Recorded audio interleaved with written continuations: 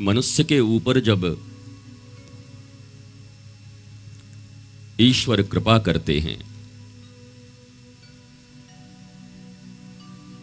तो उन्हें श्रेष्ठ सत्संग की उपलब्धि करा देते हैं।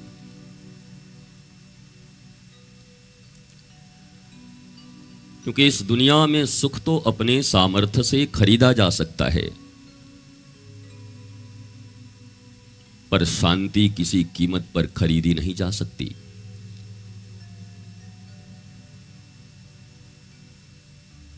वर्तमान जगत में सुखी लोगों की कमी नहीं है, सुख के साधनों की कमी नहीं है। सड़कों पर बिखरे पड़े हैं सुख के साधन,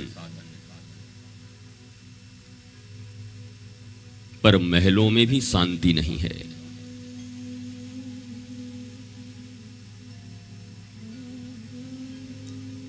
भारतीय सनातन शास्त्र वांग्मय में श्री राम कथा के श्रेष्ठ नायक श्री हनुमान जी महाराज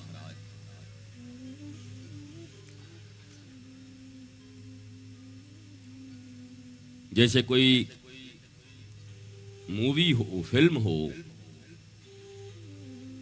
और उस फिल्म के 12वीं, 13वीं, 14वीं रील में कोई आए, 16 रील की पिक्चर हो और 4 रील में हीरो बन जाए।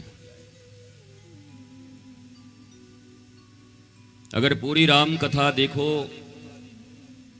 तो हनुमान जी और राम जी की भेंट बहुत बाद में हुई है।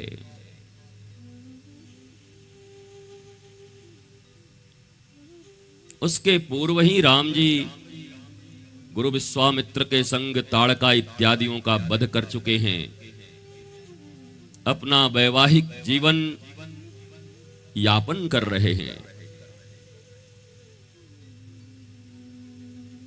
फिर ये वनवास की घटना घटती है, वनगमन होता है प्रभु का, और हनुमान जी से प्रथम मिलन जब भगवान का होता है तो हनुमान जी का परिचय एक भगोड़े बानर के सेनापति के रूप में होता है। भागा हुआ, हारा हुआ सुग्रीव के एक मंत्री के रूप में हनुमान जी का मिलन राम जी के साथ होता है। तो ये डेजिग्नेशन कोई बहुत बड़ी नहीं है, कोई पावर बहुत बड़ा नहीं है। अगर आज की दुनिया हो तो लोग कहते कि तो हारे हुए आदमी का, भगोड़े आदमी का, डरपोक आदमी का सेक्रेटरी हैं तो कोई बहुत प्रतिष्ठा नहीं होती। हनुमान जी की यात्रा की शुरुआत सुग्रीव के मंत्री के रूप में है और राम जी के इस धराधाम पर अपनी लीला संवरित करने के पूर्व भगवान पुरुषोत्तम, मर्यादा पुरुषोत्तम जगत पिता के महामंत्री के रूप में नियुक्ति होकर हुई है। जीव से शिव की यात्रा कर ली। अगर तुम देखो हनुमान जी को अपनी तरह देखो, हनुमान जी के चरित्र से, हनुमान जी के कथा से, हनुमान जी के इस चालीसा और सुंदर कांड से अपनी जीवन यात्रा का अगर हम प्रारंभ करें, क्योंकि उद्देश्य भी यही है। हनुमंत कथा का और कोई उद्देश्य हो नहीं सकता। हनुमान चालीसा पढ़ने तो भारत के छोटे छोटे बच्चों को भी आता है, जिन्होंने कभी अक्षर देखे नहीं, कभी अक्षरों को पढ़ा नहीं, अ से लेके ज्ञ तक कभी स्कूल विद्यालय गए नहीं, वो भी हनुमान चालीसा के मार्तंड विद्वान हैं। वो भी हनुमान चालीसा का पाठ करते हैं, पढ़ते हैं। पर हनुमान चालीसा के मर्म को जानने में भारतवर्ष के इतने वर्ष गुजर गए पर मर्म को अपनाकर अपने जीवन धर्म के निर्वाह करते हुए जीवन की श्रेष्ठ पराकाष्ठा पर पहुंचने वाले उंगलियों पर गिने चुने शायद एक दो मिल जाएं तो मिल जाएं, और नहीं तो हनुमान चालीसा रटने वाले तो करोड़ों भारतीय हैं। ये हनुमत कथा हनुमान चालीसा के रटने पढ़ने के लिए नहीं हो रही है।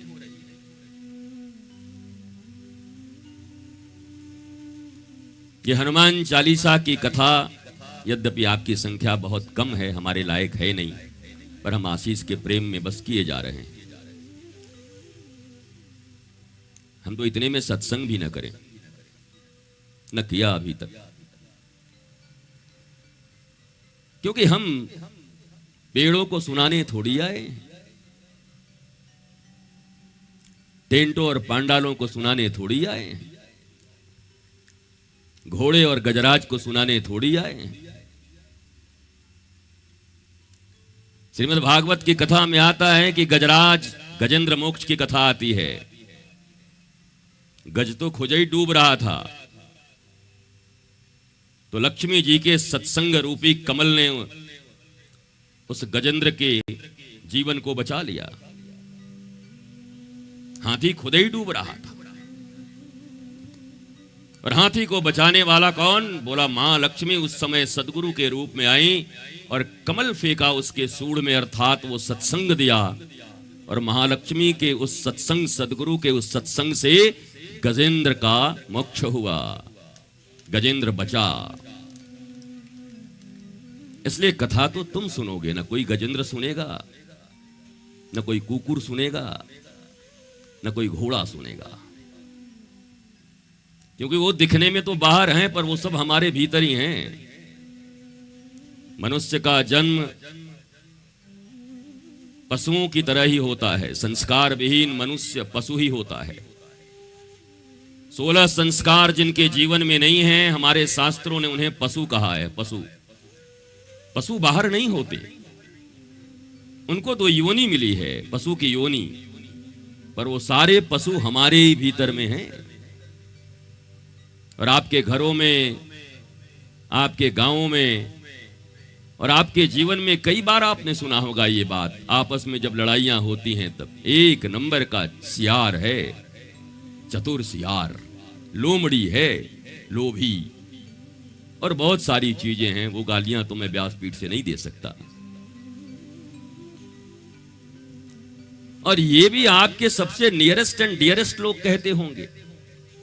पति पत्नी की लड़ाई देखो तो एक भी पशु का नाम फिर बचता नहीं है, लगता है सारे पशु आ गए हैं, जैसे लाइव चल रहा हो, रील चल रहा हो पशुओं के नाम का, वो सब उसी के भीतर देख लेते हैं। पत्नी पति के भीतर देख लेती है, पति पत्नी के भीतर देख लेते हैं, पुत्र पिता के भीतर देख लेता है, और पिता पुत्र के भीतर देख लेता है, भाई भाई के बीच में देख लेते हैं। जब एक हाथ जमीन के बंटवारे में कोर्ट तक घसीट लिया जाता है तो दोनों भाइयों को एक दूसरे के भीतर सारे पशु नजर आते हैं। जितने भी जानवर हैं वो सारे जानवर भाइयों को नजर आते हैं एक दूसरे के बीच में। इसलिए पशु बाहर नहीं है, पशु तो हमारे भीतर ही है। ये हनुमान जी महाराज की कथा वानर, यद्यपि इसमें बहुत विवाद है कि हनुमान जी बंदर हैं। कोई बंदर कहीं वेद बोलता है? चारों वेद के ज्ञाता हैं। वेद शास्त्र उनके जीवन में अद्भुत प्रभाव डालता है। भगवान राम के साथ जब प्रथम मिलन है हनुमान जी का, तो हनुमान जी ने जैसी वार्ता की कि भगवान राम ऐसे चकित होकर देख रहे हैं, बोला लखन ये महापुरुष कोई साधारण महापुरुष नहीं है। इनकी वार्ता, वे ऑफ टॉकिंग, इनकी मर्यादा, इनके व्याकरण, ग्रामर एक्सेलेंट। मैंने आज तक ऐसा व्याकरण संयुक्त, ऐसी विशुद्ध वैदिक भाषा किसी भी मनुष्य या देवता के मुख से भी नहीं सुनी। लक्ष्मण ये तो साक्षात देवों के भी देव लगते हैं। और ठीक ही कहा है राम जी ने, देवों के देव महादेव ही तो हैं हनुमान जी। हनुमान जी हैं कौन? वो शिव जी के ही रूप है। शिव जी आए भगवान की सेवा करने के लिए। ऐसी सुंदर उनकी वाक पटुता, वाक्यांश,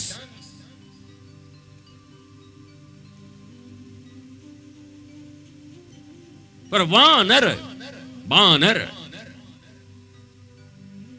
अब वो बंदर ही है ये कैसे कहा जाए? डार्विन की थ्योरी के अनुसार तो ठीक है, मान लेते। डार्विन ने जो दिया 45 लाख वर्ष पहले से जो उसने बताया, कैसे उतरे, कैसे बानर से नर का ये सब मामला बना, पर वो तो हम मानते नहीं।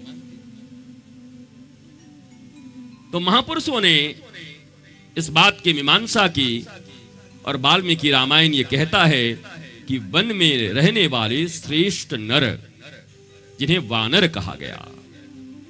अब बाद में आपने बहुत कुछ उसमें लगा दिए और आपके इवोल्यूशन डार्विन की जो थ्योरी है उसमें भी जो हड्डी बच गई है बैक में आपकी, वो हड्डी पूंछ की है। अब रही होगी तो हमें पता नहीं, हम तो देखे नहीं। क्योंकि भारत देश अभी उस समय से गुजर रहा है जहां आंखों से देखी बात की ही मान्यता है, नहीं तो सबके इतिहास अपने अपने अनुसार हैं। जिसकी जो मर्जी वही इतिहास बना दे रहा है। गुलामी के काल में तो हमारी मजबूरी रही होगी कि उन लोगों ने हमारे इतिहास लिखे होंगे,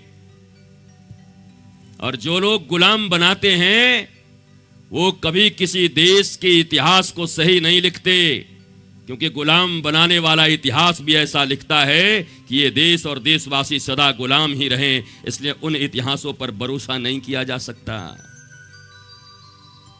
ये तो कहां से कहीं से थोड़े बहुत हमें मिल जाते हैं और फिर हम कहते हैं होनहार बिरवान के हो चिकने पात, चावल की हांडी से एक चावल निकाल करके और उसे दबा के देखा जाता है कि सिद्ध हो गए कि नहीं। तो इतिहास चाहे रोमिला थापर जैसे लोग कुछ भी लिख दें, ब्रिटिश कुछ भी लिख दें, मुगल कुछ भी लिख दें, पर हम इतिहास तो उसे ही मानते हैं जब अपने देश के श्रेष्ठ लोगों का इतिहास और संस्कार देखते हैं, कहीं से उनकी झलक मिलती है, तब समझ में आता है। खंडहर बता रही है इमारत कितना बुलंद रहा होगा, हमारे संस्कार, हमारे चरित्र, हमारी भारतीय और हमारे सनातन धर्म का ध्वज कैसा फहराता होगा, ये तो ये देखकर हमें समझ में आता है।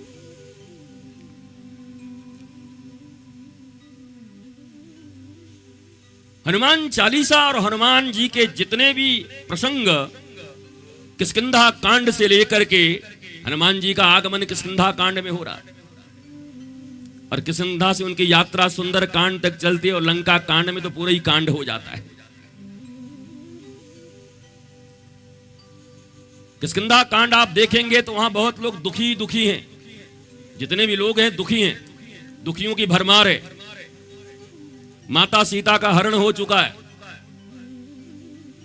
अगर एक मानव के रूप में चिंतन करें तो प्रभु श्री राम भी दुखी हैं, लखनलाल दुखी हैं कि भैया के जाने के बाद मेरे ऊपर भैया ने माता जानकी को छोड़ा, पर मैं माता की रक्षा न कर पाया। ओहो, मैं प्रभु के बातों पर और प्रभु की जिम्मेवारी पर खरा नहीं उतरा। उनको भी बड़ा भीतर से दुख होता है लखनलाल को, ये सब मेरे कारण हुआ है।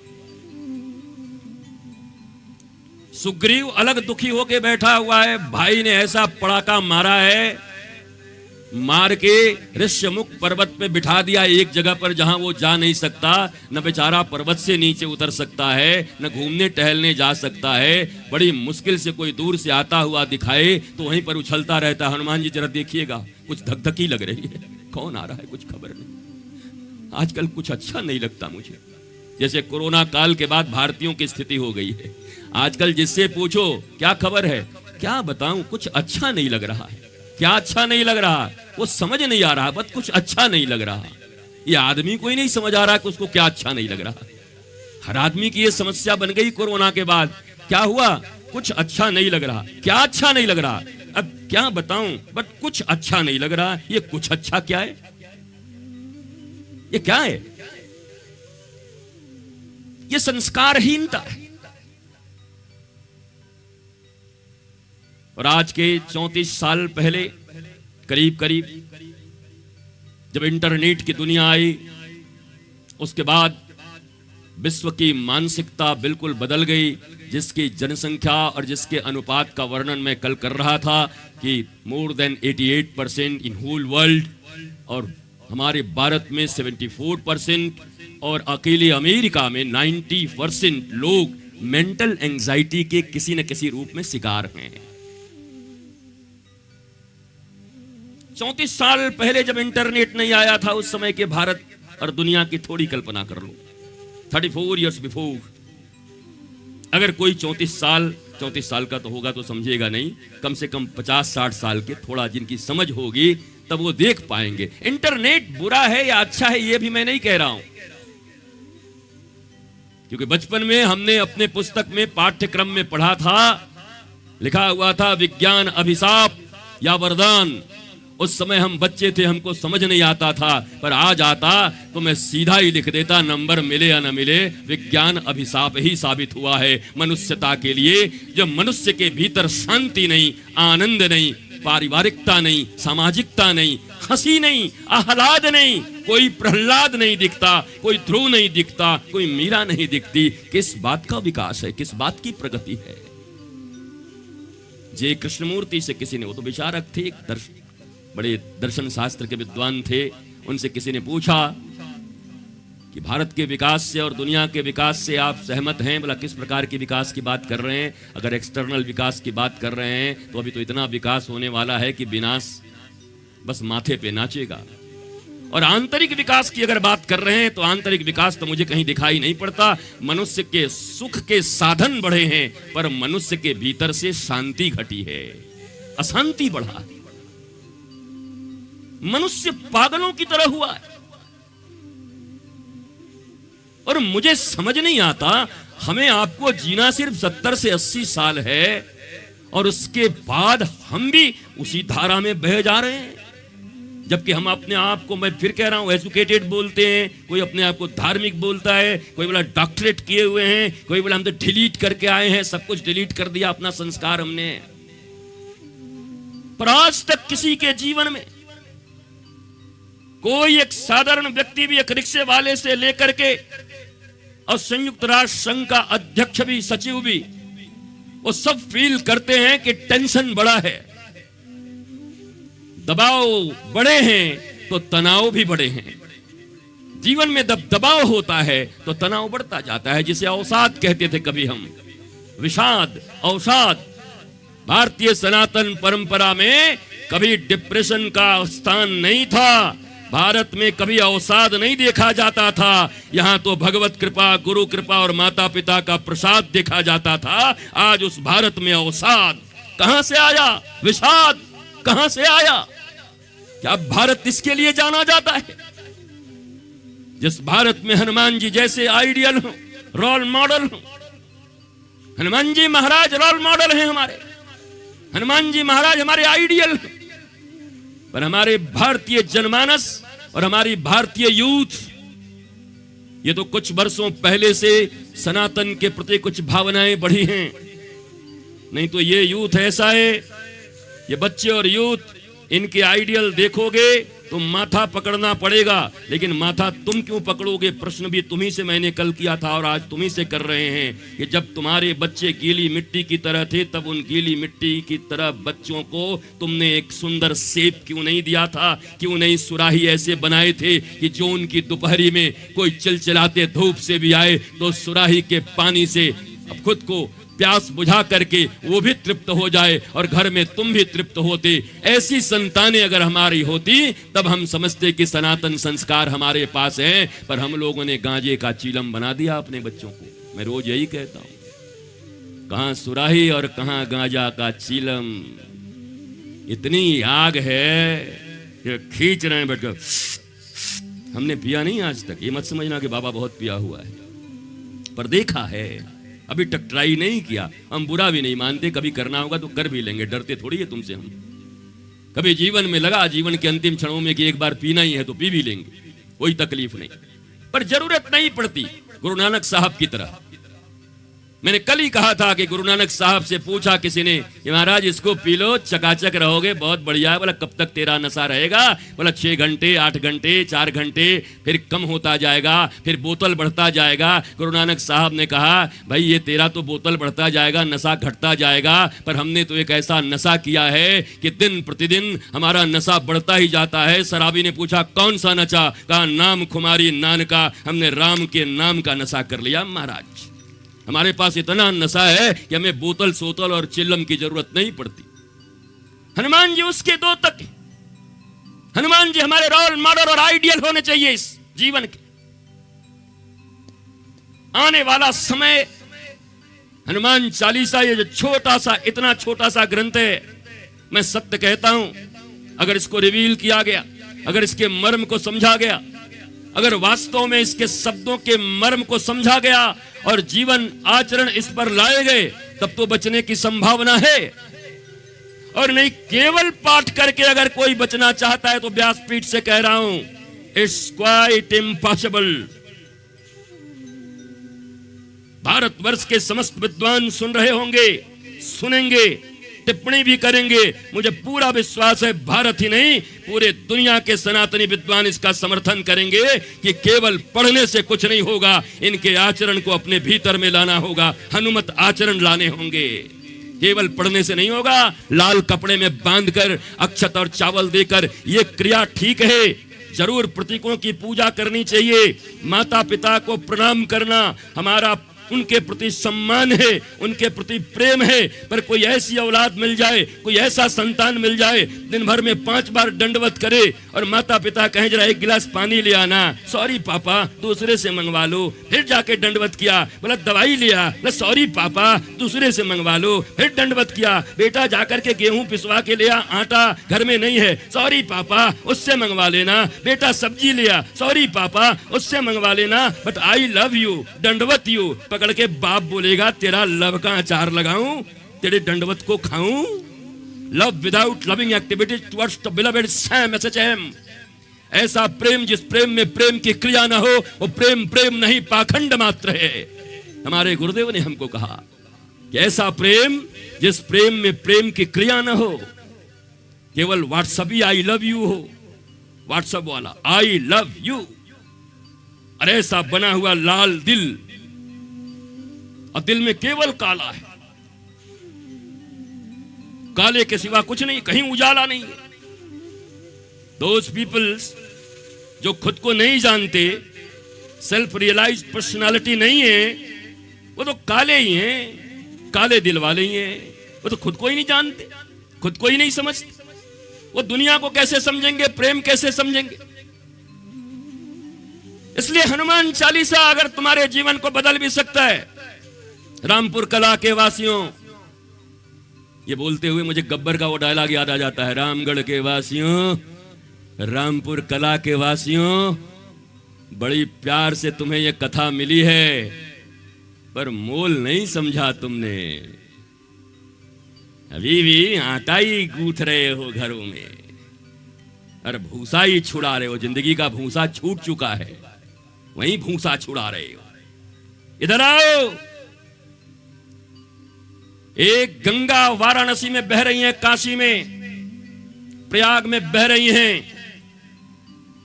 भारतीय सनातन साहित्य में 2 प्रकार की धाराओं और नदियों का विवेचना किया गया है। एक नदी है जिसको कहते हैं दूरक कूलक प्लावनी धारा, और एक सरिता है जिसको कहते हैं आत्मक कूलक प्लावनी धारा। ये दूरक कूलक प्लावनी धारा कौन है? बोला ये गंगा, यमुना, नर्मदा, ताप्ती, ये सब दूरक कूलक प्लावनी धारा हैं। तीर्थों में जाना पड़ता है, जाकर स्नान करने पड़ते हैं, तब आपका शरीर और मन अगर उस भावना से गए तो आपके अणु और परमाणु के भीतर में परिवर्तन अवश्य आएगा। साधारण रूप से भी स्नान करोगे तब भी आएगा। जरूर मन के ऊपर प्रभाव पड़ेगा। और विज्ञान ने तो यह साबित कर दिया है कि तुम्हारे शरीर में कितना जल है। चंद्रमा को मन से मापा गया हमारे वेदों में, हमारे शास्त्रों में। और समुद्र में जब ज्वार भाटा उठती है पूर्णिमा के दिन, तब ये वैज्ञानिक जाकर के नासा वाले अब खोज पाए कि वास्तव में पानी और मन का बड़ा संबंध है और चंद्रमा और मन का बड़ा संबंध है। पूर्णिमा के समय में अगर अपने मन की शुद्धि की बात करनी हो तो बहुत सहज होता है, पर अमावस्या के दिन करना चाहोगे तो बड़ा कठिन होता है। साइंस है, क्योंकि भारत में एक नया साइंस चल रहा है। पढ़ने को कख गघ नहीं आता और वो भी बोल रहे हैं हम धर्म नहीं मानते, हम साइंस मानते हैं। अबे साइंस का स नहीं आता तुझे? साइंस क्या होता है? What do you mean by science? विज्ञान। संधि विच्छेद करो पहले विज्ञान का। हनुमान जी के विषय में लिखा हुआ है बुद्धि बल विवेक विज्ञाना। अब बताओ, सुंदर कांड नहीं, हमारे रामचरितमानस में किष्किंधा कांड सुंदर कांड में हनुमान जी के विषय में विज्ञाना शब्द लिखा गया है। साइंटिस्ट बाबा ने लिख दिया कि हनुमान जी बहुत बड़े विज्ञान विशारद भी हैं।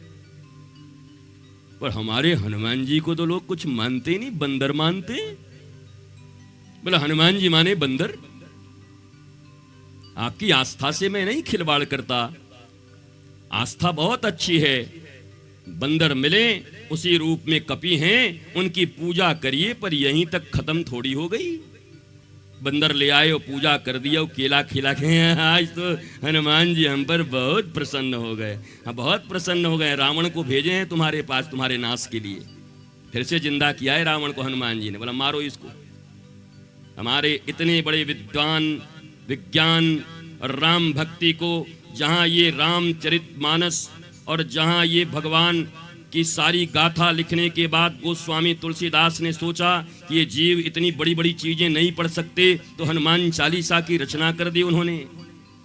उस हनुमान चालीसा के किसी शब्द के अर्थ को जानने के लिए कभी भी हमारे भीतर में कोई उत्कंठा नहीं होती। यद्यपि याद और स्मरण तो प्रत्येक बच्चे को है, पर अर्थ पूछो तो किसी को कोई मालूम नहीं है। ऐसे धड़धड़ा के पढ़ते जाते हैं, ये रट्टू तोते हैं। आपको भी पता होगा, स्कूल में कहा जाता था इसको आता जाता कुछ नहीं, रट्टू तोता है। एक साधारण मैकोले की विद्या पद्धति में जो केवल रटकर आते थे उनको रट्टू तोता कहा जाता था।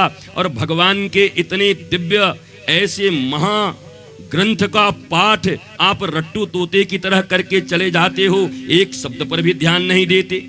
श्री गुरु चरण सरोज रज निजमन मुकुर सुधार, ये मन का ही तो सारा मामला है। और प्रथम पंक्ति में मंगलाचरण में ही कह रहे हैं कि अगर मन का सुधार हो जाए, मन की निर्मलता हो जाए तो बात बन जाएगी। पर हनुमान चालीसा रटते जा रहे हैं, पर मन में कोई सुधार नहीं है, डिप्रेशन और बढ़ता जा रहा है।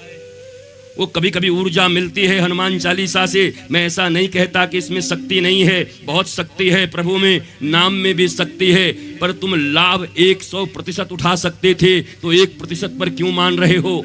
क्यों भिखारियों की तरह घूम रहे हो? जबकि 100% लाभ देने के लिए हनुमान चालीसा तुम्हारे सामने ही पड़ा हुआ है। इन हनुमान चालीसा के अर्थों को किसी संत और सदगुरु के मुखाम्भोज से सुन करके क्यों नहीं उस अर्थ को अपने जीवन के आचरण में ढालने का प्रयत्न करते हो? केवल सुख की आशा में, लालसा में जहां तहां भागते हुए गरीबों और दरिद्रों की तरह पूरी जिंदगी का नाश कर रहे हो। क्यों नहीं सम्राटों की तरह जीवन जीना चाहते हो? तुम्हारे पास धन कम हो सकती है, संपदा कम हो सकता है, प्रभाव कम हो सकते हैं, लेकिन क्या जीवन में भाव भी कम हो सकता है? हमने सुना है भावग्राही जनार्दन, जनार्दन जब भी मिलते हैं भाव से मिलते हैं। और तुम्हारी जिंदगी में केवल अभाव भरे हुए हैं। भाव और अभाव दो ही शब्द हैं, या तो भाव बढ़ेगा या अभाव बढ़ेगा। जिनके जीवन में हनुमान जी के प्रति, माता पिता के प्रति, सनातन संस्कार के प्रति, धर्म के प्रति, आत्मा के प्रति और सेल्फ रियलाइजेशन के प्रति, आत्मज्ञान के प्रति अभाव होगा, उनके जीवन में कभी भी भाव नहीं बढ़ सकता, उनके जीवन में कोई प्रभाव नहीं आ सकता, वो दुखी ही रहेंगे। दुर्योधन की तरह भगवान कृष्ण ने दुर्योधन को बताया था कि सुन दुर्योधन, मैं किसी के प्रभाव में नहीं रहता, मैं किसी अभाव में नहीं रहता। यही तो सिखाया था 56 भोग के समय। पर हम केवल तालियां बजा लेते हैं, पर अपने जीवन में उसको अपनाते नहीं हैं। आप अपने प्रभावों से लोगों को प्रभावित करना चाहते हो, अपने अभावों का रोना रो करके किसी से भिक्षा मांगना चाहते हो, पर भगवान ने जो पासवर्ड दिया था अपने आप को प्राप्त कराने का, भगवान ने जो अपनी कृपा प्राप्त कराने के लिए पासवर्ड गीता में दिया, महाभारत में दिया, उस पासवर्ड का प्रयोग नहीं करते। वो पासवर्ड तो ओपन करके दिया था भगवान ने। जब दुर्योधन ने कहा कि 56 प्रकार का व्यंजन बना करके रखा हूं, खा लो, जीवन भर गैया चरा करके आए हो, गाय चराने वाले हो, तुम आओ राजाओं का भोजन देखो। भगवान ने कहा भूख नहीं है, भूख नहीं है, भूख नहीं है। पर अहंकारी लोग बड़े खतरनाक होते हैं। बताओ, भगवान श्री कृष्ण सोने की द्वारिका के राजा हैं, कमोड भी उनका सोने का है, जो कुछ अंदर महल बना है वो भी सोने का है। और क्या हुआ? और ये हस्तिनापुर का राजा है, वो भी अपने भाइयों से छीना हुआ है। उसके बाद भी भगवान श्री कृष्ण को कह रहा है आओ आओ आओ आओ आओ आओ आओ, 56 भोग खा लो, जीवन भर गैया चरा रहे हो, हुर हुर कर रहे हो, माठा छाछ खाए हुए हो, आओ देखो राजाओं का भोजन कैसा होता है। अहंकारी इतने अंधे हो जाते हैं कि दूसरे का प्रभाव, दूसरे का स्वभाव, दूसरे का भाव उनको दिखाई नहीं पड़ता। अहंकारियों की आंखें चली जाती हैं, मोतिया बिंद नहीं होता, ग्लूकोमा हो जाता है, खत्म ही हो जाते हैं वो, उनको कुछ दिखाई नहीं पड़ता। अहंकारियों को केवल अपना प्रभाव दिखाई पड़ता है। दुर्योधन ने बार बार मना किया, बार बार मना किया, बार बार मना किया, अरे खा लो खा लो। एक बार भगवान कृष्ण ने कहा सुन दुर्योधन, मेरा नाम श्री कृष्ण है, मैं नारायण हूँ। सारी दुनिया जिस लक्ष्मी के पीछे भागती है, बाप बड़ा ना भैया, सबसे बड़ा रुपया, ताता थैया, वो लक्ष्मी क्षीर सागर में बैठ करके मेरे चरण दबाती है। जब मैं बैकुंठ में रहता हूँ तब भी मेरे चरण दबाती है, इसलिए मुझे लक्ष्मी की कमी तो है नहीं। सारी दुनिया लक्ष्मी के पीछे भाग रही है और वो लक्ष्मी मेरे पास बैठ करके मेरे चरण दबाती है, मुझे अभाव किस बात का है। दूसरी बात है प्रभाव, तो तू इतना दुर्जन और दुष्ट है, भाइयों की संपत्ति छीन कर बैठा है, तेरे इतने कुकर्म हैं, तेरे जैसे कुकर्मियों का कोई प्रभाव मेरे ऊपर नहीं हो सकता। और सुन, मैं जनार्दन हूं, मैं श्री कृष्ण हूं, न मैं अभाव में खाता हूं, न मैं किसी के प्रभाव में खाता हूं। अगर श्री कृष्ण खाते हैं तो केवल भक्त के भाव में खाते हैं। तेरे 56 प्रकार के व्यंजनों से मेरा कोई लेना देना नहीं। जा रहा हूं और जाकर के विदुरानी के केले के छिलके खा के आ रहा हूं। पर हम इस भावना को अपनाते नहीं। भगवान ने दुर्योधन के साथ इस संवाद में अपना पासवर्ड दे दिया था हम लोगों को कि किसी से पूछने की जरूरत नहीं पड़े। हमारे बच्चों को हम ऐसा पासवर्ड देते हैं, जब चाहे हमको खोल लें, हमको सामने ले आए। पर इस पासवर्ड का हमने कभी प्रयोग नहीं किया। हमने प्रभावों से अपने गुरु को प्रभावित करने का प्रयास किया, हमने अभावों से अपने गुरु को प्रभावित करने का प्रयास किया, हमने अपने स्वभावों से गुरु को प्रभावित करने का प्रयास किया। पर इससे कुछ नहीं होगा। याद रखो, जो सच्चा सद्गुरु होगा न कभी प्रभाव से तुम्हारे प्रभावित होगा, न तुम्हारे अभाव के रोने से तुम्हारे पास आएगा। तुम्हारे भीतर अगर इतना भी भाव आ गया तो जब हम पुकारे और वो ना आए, ऐसा कभी नहीं हो सकता। वो आ जाएंगे तुम्हारे पास, तुम्हारे जीवन की समस्या का समाधान कर देंगे, और गुरु ही कर सकता, याद रख लेना। भगवान शंकर पार्वती से कह रहे हैं, पार्वती कहती है महाराज, जब अवतार नहीं होगा तो तुम लोगों की सहायता कैसे करोगे? क्या रोज नया नया उपाय बना करके आओगे, रूप बना करके आओगे, उतरोगे नीचे, बंसी पकड़ के आओगे, धनुष बाण लेकर के आओगे, डमरू बजाते आओगे, त्रिशूल उठा करके आओगे? कैसे आओगे? कैसे रक्षा करोगे? कैसे लोगों को सिखाओगे? ग्रंथ तो तुम्हारे हैं, ये ग्रंथ तुम्हारे कभी जला दिए जाते हैं। नालंदा और तक्षशिला में इन ग्रंथों में न जाने कितनी कितनी तैयारियां कर दी गई हैं। एक विलियम्स था, आपने इतिहास पढ़ा होगा, 1 करोड़ रुपए से ज्यादा रुपए देता था एक श्लोक को बर्बाद करने के लिए। एक हलंत और विसर्ग हटाने के लिए विलियम्स करोड़ों रुपए देता था अपने जमाने में कि इनके श्लोकों को बदल दो, ये आने वाली पीढ़ियां लड़के मर जाएं। तो तुम्हारे पास तुम्हारे शास्त्र भी प्योर नहीं बचे हैं, पढ़ोगे क्या? हनुमान चालीसा तो एक छोटा सा प्योर बचा हुआ है, इसमें भी चेंज वेंज होते रहता है, पता नहीं क्यों।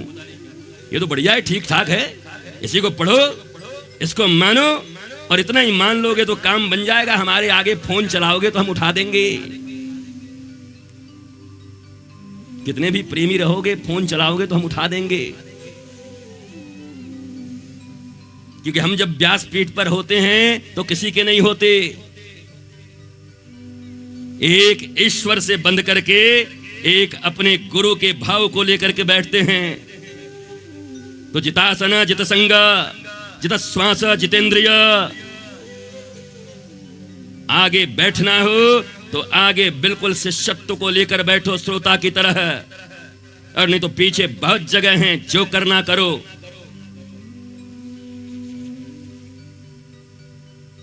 जीवन में सबसे महत्वपूर्ण अगर गुरु की वाणी लगे तब सुनने आओ। और उस बीच में अगर प्रधानमंत्री नरेंद्र मोदी जी का अगर बहुत जरूरी फोन आ रहा हो, देश की रक्षा की बात हो तो जरूर उठा लेना, पर हमको लगता नहीं कि उनका फोन होगा।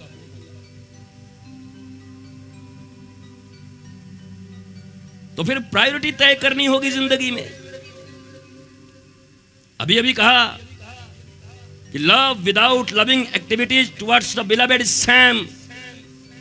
वह प्रेम जिस प्रेम में प्रेम की क्रिया न हो, वो प्रेम प्रेम नहीं, पाखंड मात्र है। प्रायोरिटी चाहिए, प्रायोरिटी, प्राथमिकता। और वो प्राथमिकता केवल तालियों में नहीं, कर्म में दिखना चाहिए। तुम अपने बच्चों को जब कुछ सिखाते हो और दूसरे दिन वही गलती करते हैं तो कान पकड़ के मारते हो, ये नहीं सीखेगा, ये नालायक है, ये हमारा जीवन बर्बाद करके छोड़ेगा, ये राक्षस पैदा हो गया घर में, ये कहां से असुर आ गया, इसको कितना भी समझाओ नहीं समझता। और तुम क्या करते हो? तुम भी तो अबोध हो धर्म के मामले में, आध्यात्म के मामले में। वो उम्र से बच्चे हैं, तुम ज्ञान से बच्चे हो। बच्चा केवल उम्र से नहीं होता, आयु से नहीं होता। अबोध कहते हैं। अबोध क्यों कहते हैं बच्चों को? मैं गुरुजी अबोध है, बेचारा छोटा है। छोटा और अबोध क्यों कहते हैं? जिसको बोध न हो उसको अबोध कहते हैं। अबोध बच्चे को कहते हैं। What do you mean by अबोध? नॉलेजलेस पीपल।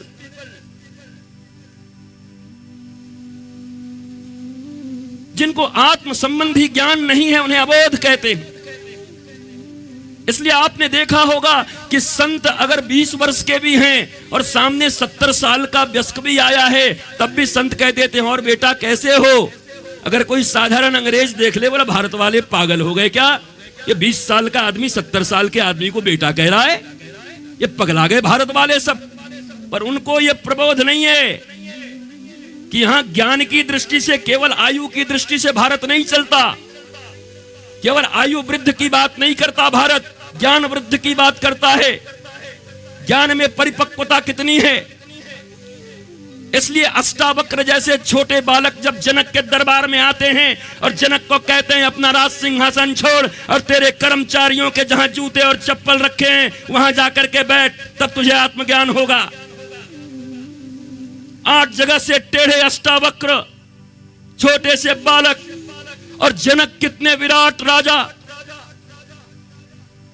पर गुरुजी छोटे। हे बेटा सुन, जा जूते चप्पल पर बैठ। और जनक जाते हैं और बैठते हैं और ज्ञानी बनते हैं। श्रीमद् भगवत गीता के बाद नहीं, श्रीमद् भगवत गीता के समकक्ष कभी अष्टावक्र की गीता का भी अध्ययन करो। भगवान श्री राम तुमको बहुत अच्छे लगते हैं तो कभी वशिष्ठ जी के द्वारा दिए गए भगवान राम के उपदेश, जिसे योग वासिष्ठ कहते हैं, उसे पढ़ो। एक बार भगवान ने भगवान के रूप में अपने शिष्य अर्जुन को ज्ञान दिया, उसको गीता कहते हैं। भगवान उसके पहले कहे कि एक बार भगवान के रूप में मैं ज्ञान दूंगा और एक बार मैं शिष्य बनूंगा और गुरु से लूंगा, पर दोनों मामला वही रहेगा। रामावतार में भगवान शिष्य बन करके वशिष्ठ से वही ज्ञान लेते हैं जिसे योग वासिष्ठ कहा गया। कृष्णावतार में अर्जुन भगवान से वही ज्ञान लेते हैं जिसे श्रीमद् भगवत गीता कहा गया। और राजा और एक कुरूप व्यक्ति के बीच, एक छोटे से बच्चे के बीच में ज्ञान का आदान प्रदान हुआ, उसे अष्टावक्र गीता कहते हैं। भारतीय